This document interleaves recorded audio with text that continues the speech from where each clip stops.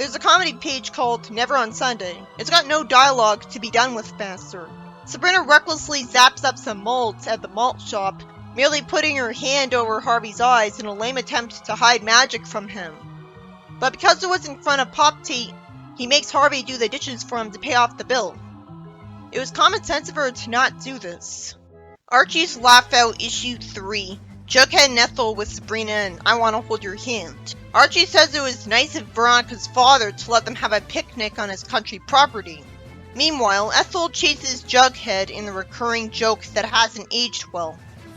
Somehow she's the one who gets caught in her own rope trap when she would know where it is, so he runs away. Betty somehow feels sorry for Ethel instead of Jughead. It's hard not to pity her most of the time, but the more I see her act like this, the more of a villain she comes off as. Because the more she acts like this, the more frustrated I get that she hasn't given up. Jughead has the right to not date someone he's not into. She doesn't respect Jughead's consent, and somehow she screws up and makes Jughead a literal tiger, and he's also brainwashed into loving Ethel. So, Magic knew what she wanted. Shouldn't she know better than to cast spells like that? Of course he turned into a tiger when she said the word tiger. Even I don't really know the slang she said. Why would magic? At least it's funny to see him look this way. But somehow, after she turns him back into a human, he wonders what he's doing when he was just about to offer to kiss Ethel as a human. Sabrina only wanted him to turn back into a human, not stop being interested in Ethel. Somehow Sabrina wonders what she did wrong. Conveniently, Sabrina encounters Ambrose. At least he explains that he's gathering toadstools for a potion, so it's justified that he's here. But he still doesn't explain what the potion's for. So it's just a one-panel hand wave when she could have easily just warped to Ambrose and asked him for help. That would be a bit more believable. He doesn't scold her for casting a love spell on Ethel, and he checks the witch's manual. Out of nowhere, he says that before casting the love spell, she must first grasp the subject's hand. I'm willing to bet that this contradicts earlier issues, and that it'll never be remembered again. Why can't she just do it by pointing? I would find this rule interesting, but in an episodic series, why should I bathe in the comic to keep it going? She thanks him, and we see Ethel putting leaves on the ground, saying that there's nothing like the camouflage ditch trick.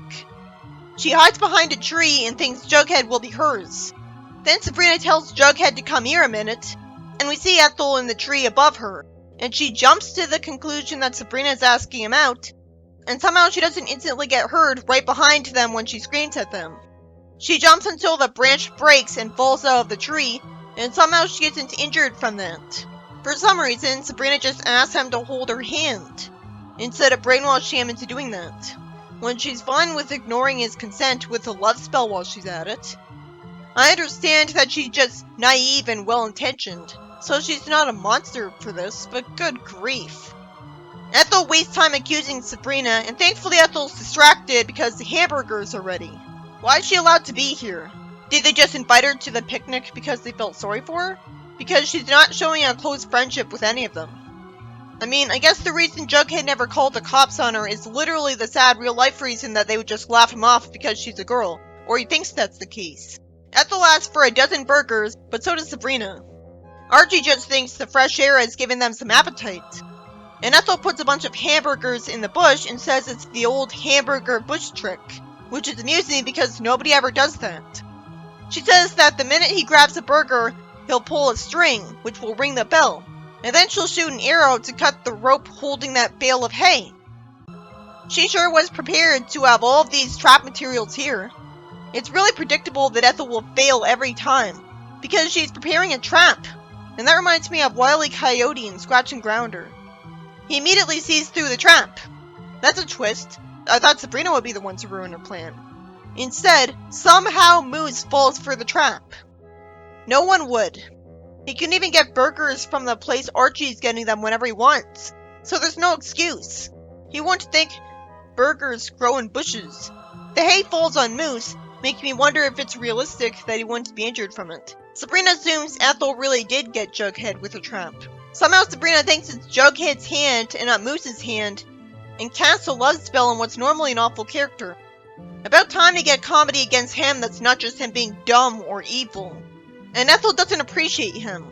I wish he explained that's because of his personality. Because she loved when a bunch of guys other than Jughead went after her in the 70s comic. At least all I'm seeing him do is hug her.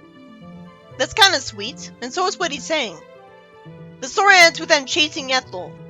Now I wish she was chased more often as Karma. That's a good ending to her stories. I didn't want to hate her either. Why can't Sabrina just instantly undo the love spell on Moose? There's a comedy page where a teacher admires Sabrina for staying after school to experiment. But then he sees that she put labels on the containers that said powdered bat wings and lizard blood.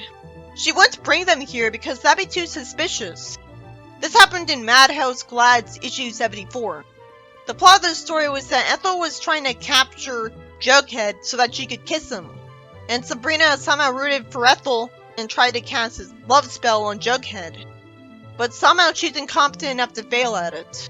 When I started watching the 70s cartoon, this exact same plot was done in the show. So I was pretty bored seeing the episode version of this. At least the comic version doesn't have annoying voices for any of the characters. Archie's TV Laugh Out issue 4. Ethel's mad because Jughead ate all of her lunch on her when she only offered him half. It's lampshaded that she should have expected that. And they just smile instead of caring. Ethel complains that the least he could have done was sit with her for a while. She cries and says he's giving her an inferiority complex. Sabrina pities her and Harvey says that's very nice. She tells Harvey to go find a spot and spread out the blanket on the beach, and Ethel tells Sabrina that he was just over there and now he's not and is as quick as a fox. Sabrina sees Jughead hiding behind an umbrella and inconveniences him using her magic to blow it away. Ethel runs after him wanting a kiss and borrows Archie's tube and swims out to sea, and Sabrina casts a spell to make that tube float in the air, and yet another of the stories where she's clearly the bad guy. I wish when she casts spells it was a thought bubble instead of a shouting text bubble, making me wonder why no one hears her. Jughead asks what Ethel put in all those sandwiches and doubts this could be happening, but Archie would confirm it for him. Ethel grabs him, but he gets sent away from her because she put too much suntan oil on and he slipped through her arms. Sabrina casts a spell to bury Jughead in the sand, as I wish we'd see Della congratulate her for doing evil to drive the point home to her. Because sure, she's trying to help Ethel, but it's still bothering Jughead. The story ends with her kissing him. I doubt he actually would never eat her pepperoni sandwiches again. And Harvey says that was a dumb way to try to avoid a girl, because from what he saw, Jughead chose to bury his head in the sand. This is yet another story about Sabrina trying to help Ethel get Jughead, which is not very nice to Jughead. There's a comedy page where Harvey admires a lot of women at the beach, and Sabrina zaps an empty flour bag onto his head. As usual, she's just mean when she does this. This is yet another story about Sabrina trying to help Ethel get Jughead, which is not very nice to Jughead. We see a story where Archie plays the guitar singing a cheesy song, and Sabrina and her friends are dancing, so Hilda doesn't see why she thinks that's fun and is worried about her. The Archies received a gold record for that song and Hilda hates it. Zelda says they're great, and Sabrina really loves Hilda, who calls Zelda too sensitive. I don't think that's the right word. Jughead tries to eat from her fridge, so she summons a lion to show up from it, and Reggie doesn't believe him. Sabrina begs Zelda to tell Hilda to stop teasing her friends, and she does so, and tells her to help her make hot dogs for the kids. The kids would get confused if they simply zapped them up.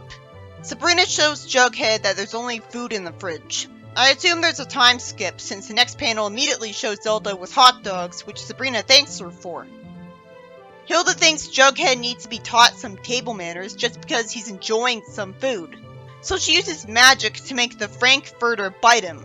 Reggie doesn't believe him, and his friends laugh. Sabrina uses magic to make her friends forget the spell. They cheerfully plan on leaving the house, and Archie thanks Sabrina for everything. Sabrina tells Hilda she was mean, and the story ends. Since when does it say Finny at the end instead of end?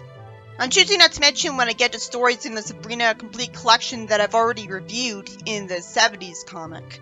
So after Hex Vex, the issue ends.